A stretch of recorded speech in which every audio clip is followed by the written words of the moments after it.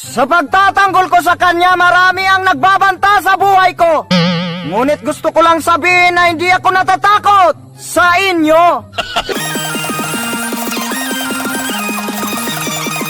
Sabay-sabay po nating panoorin ang pagdeklara ng social media revolution ng ating pambansang makabayan o Makata ng Bayan. Go ahead, Super DM! Wah!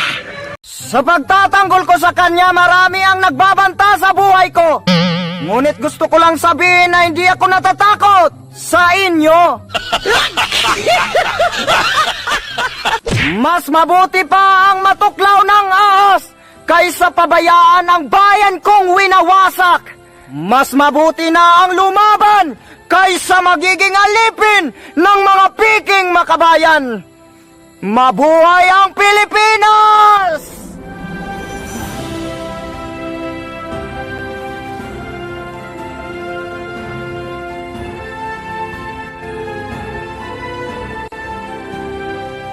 Dahil mahal ko ang Pilipinas. Hindi tayo matatakot kung ang kapalit nito ay tunay na kalayaan. Malaya na nga ba ang Pilipinas? Oo, malaya na tayo sa pangalan, ngunit hindi sa katarungan. Sa pag-alis ng mga dayuhan, pumalit ang mga piking makabayan. Kaya mga kapatid, mag-ingat tayo sapagkat pinaglalaruan tayo ng mga kalaban. Noon, si General Luna at Andres Bonifacio ang pilit na pinatalsik sa kapangyarihan. Ngayon siya naman ang pinagtutulungan. Ang dapat na pinapalayas ay yung mga taong walang karangalan. Kaya mahal na Pangulo, mag-ingat ka sa mga taong tinuturing mong kaibigan. Baka mamaya maulit pa ang kanilang kataksilan. Kung nagdududa ka na, madali lang naman yan palitan. Alalahanin nyo ang kanilang sakripisyo at kabayanihan. Nang sa ganon ay hindi tayo magagapi ng sino man. Huwag natin hayaan na mauulit ang masakit na kasaysayan. Kaya't ito'y ating pag-uusapan sapagkat inyo nang nakakalimutan. Si Andres Bonifacio Rebellion ang nagiging kasalanan. Hindi ba ninyo alam na ang gobyerno natin noon ay ang katipunan? Ang totoong rebelde ay yung gumagawa ng bagong pamahalaan nang walang buto sa lahat ng mamamayan. Kung nagtagumpay lang sana ang supremo ng katipunan, sigurado ang lahat ng kabinete ay kagalang-galang at hindi natin namana sa bagong panahon ang kanilang kataksilan. Dahil mahal ko ang Pilipinas. Hindi porkit pinagtatanggol namin siya, wala na kaming pakialam sa hustisya. Ngunit paano kung ginagamit lang ang kanyang salita para makapagsamantala?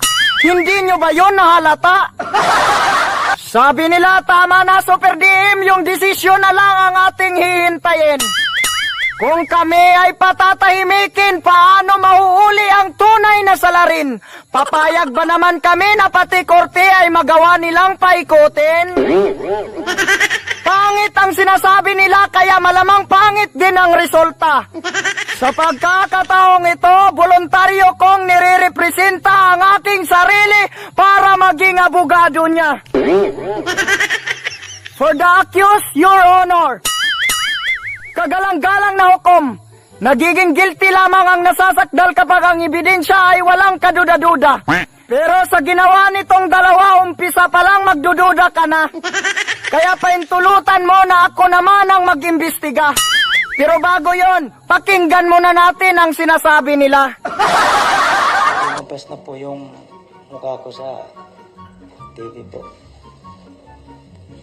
Dahil lumabas, ano nangyari? Natakot ka ba? Oh, bakit mo siya tuturuan sa sasabihin niya? Hayaan mo siyang magsalita. Ganyan ba yung tamang pag-iimbestiga? Anong sabi mo, natatakot ka ba? O ikaw ang natatakot kasi baka mawala siya sa linya? Itsura pa lang, close na close kayo ah. Yan na ba yung bago mong artista? Sino ba to? Pasensya na, hindi ko siya kilala. Pero kapag nakikita ko to, naaalala ko siya. Napapahamak ang SAF dahil ang katapatan ay nasa pira. Si Abalos, nakita ko yan sa preskon sa media. Seryosong usapan, nagawa niya pang tumawa. Pero alam nyo ba kung ano ang mas bagay sa kanya? Yung matutulog ng nakanganga. Tama ba yung magpipresko nang hindi pa luto ang ebidensya? Sa ginawa nyo yung kalaban nakapaghanda. Pumalpak ba talaga kayo o sadyang sinasadya? Sagutin nyo yung tanong ko, pag di nyo nasagot, dapat sinasalang din kayo sa piskalya. Kung sa Bisaya pa, Abalos, may pagmaglus-lus ka. Si Villamor ay nasa critical situation. Tapos hindi nyo binigyan ng full of protection. May dala pa siyang cellphone. Imposible naman kung hindi kayo nag-inspection. Kasali ba sa script ang cellphone kaya nagkaganon? Pati yung beer, planted ba yun? Sumagot kayo dahil kung hindi kayo ang makukulong. Mahal na Pangulo, kung hindi nila masagot ang aking mga tanong, hinihiling ko ang kanilang suspension. Dahil kung ganito ang mga nasa posisyon, yung problema natin, walang magiging magandang solusyon. Kagalang-galang na hukom, narinig mo na ang aking objection. Kaya ikaw na ang bahala magdesisyon. Escorial, sa pag-amin mo, maaaring bababa ang iyong sentensya.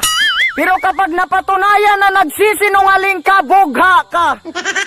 Kung ikaw ang gunman, so alam mo talaga mismo kung sino ang mastermind. Imposible naman kung aasa ka lang sa middleman.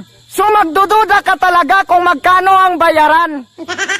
Escorial, tinatanong ka kung sino ang mastermind. Di ba sabi mo si Bantag daw? So ang ibig sabihin, hindi ka pala sigurado sa sinasabi mo. Escorial, di ba sinabi mo tinatawagan kayo ni Bantag? Kung tinatawagan kayo, anong gamit? Phone number o messenger? Kung phone number, ano ang number ni Bantag? Kung messenger, ano ang profile ni Bantag? Escorial, di ba sinabi mo may nagsisend sa'yo ng video? Bilang bayad? Ano ang nakapangalan sa video? May screenshot ka ba? Sumagot ka, Escorial. Sumagot ka, Escorial. Magpakita ka ng sapat na ebidensya dahil kapag wala kang sapat na ebidensya, ituro mo na lang ang direktor sa ginawa ninyong pelikula para bumaba ang iyong sentensya. Mga ka-over, kakatanggap ko lang ng isang bagong balita. Papasukuin daw si General Bantag kahit wala pang warrant of arrest. Ano ang gagawin nyo sa kanya? Baka sa susunod yung itatanim nyo illegal na droga. Ako, bilang super game ng Pambansang Makabayan, ngayong Nobyembre 8, 2022, idineklara ko ang mapayapang social media revolution. Si Andres Bonifacio ay napakapait ng kanyang kamatayan. Kaya't napakasakit maparusahan ng walang kasalanan, lalo na kapag ikaw ay tunay na lingkod ng bayan. Kaya lalabanan natin ang mga piging makabayan. Magkaisa tayo na isigaw ang katotohanan. Magkaisa tayo para sa tunay na kalayaan. Mabuhay ang social media revolution! Ang bayan ko'y tanging ikaw, Pilipinas kong mahal, ang puso ko at buhay mo.